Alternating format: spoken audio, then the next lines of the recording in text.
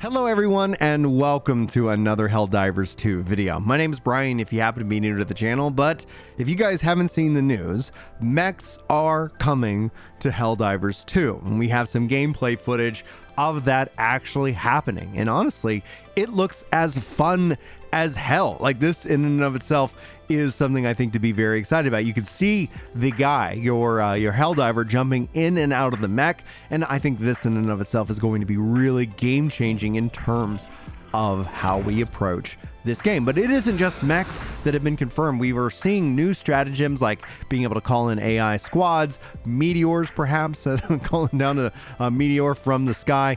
It seems like maybe that's some kind of tractor beam space laser thing. And then obviously laser RPGs, energy RPGs, which is going to be really cool to see and help kit out our Helldivers in this case. But this also means, and we don't have video footage of this yet, we're going to be seeing new enemy types, new factions, new mission types, and honestly, so much more.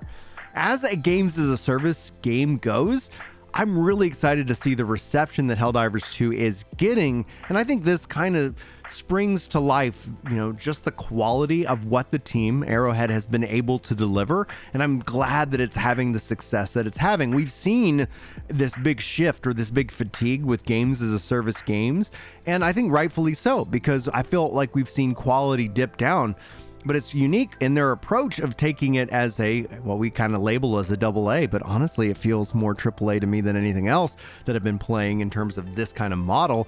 That's pretty great. Now, this is also building off of the team at Arrowhead. Now, the Arrowhead CEO, he says that this live service aspect of Helldivers 2 has to be secondary into delivering a full experience for $40. We view ourselves as a live service game because it's unfair to say anything else. He goes on in the PC Gamer interview to talk about, he says, we don't view ourselves, we view ourselves as a live service game because it's unfair to say anything else. But then he added, we are going to continue adding more stuff to the game, and there's also monetization elements in the game itself, but the aspect of the game has to go hand in hand with the base of the game, which should give you a full experience, like a really good several hours of good playtime. Further monetization should be entirely optional, and more importantly, should come into play until we have the experience of the base game is over. Now, building off of this, I think that continues to build goodwill. One of the things, if you guys didn't see, one of the things I saw in the comments on Baldur's Gate 3 is that it's not a game as a service. It's a buy and play the game, and then you're good. You don't need to do anything else with that. That in and of itself, I saw so many more people like, I wish I could give them more money. I like this game so much, I want to actually support it. As opposed to feeling like where you see these games constantly kind of going through your pocketbooks, trying to figure out ways to manipulate you psychologically, emotionally, physically, maybe, and basically get you to spend money, and then ultimately putting in this artificial level of FOMO that makes you feel stressed out when you're not playing it. That's not how I think we were designed to enjoy these games, and that's one of the things I think that Helldivers 2 nails perfectly.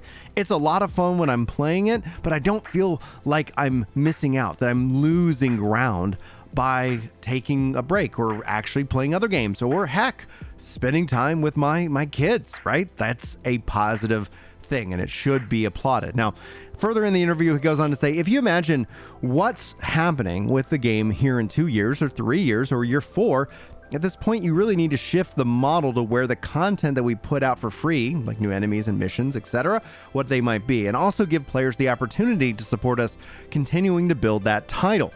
And this is the kind of always been the philosophy of any game that they've made so far, and we're going to expect to continue to having the same mentality for as long as we can.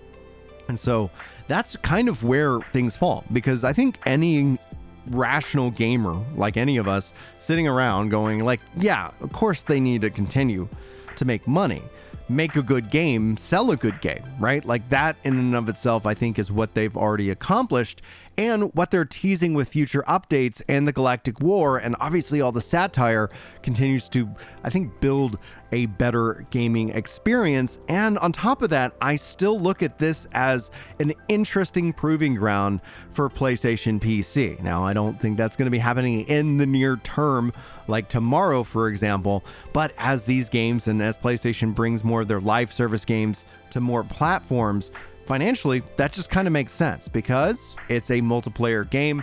You want people who want to play, and you can then it opens up the option and the opportunity to monetize them beyond the initial receipt. However, I think what actually builds that goodwill, like we've kind of alluded to, is that you get a full experience with Helldivers for your $40. You can put countless amounts of hours in and never spend another penny on the game. I think the buy-to-play model for these kind of games is the most fair because at least, if nothing else, the devs don't have to get desperate and try to trick people into spending money on the game that they've already developed. All the upfront cost is on them. They don't get any guarantee of a receipt unless they try to play psychological mind games on you.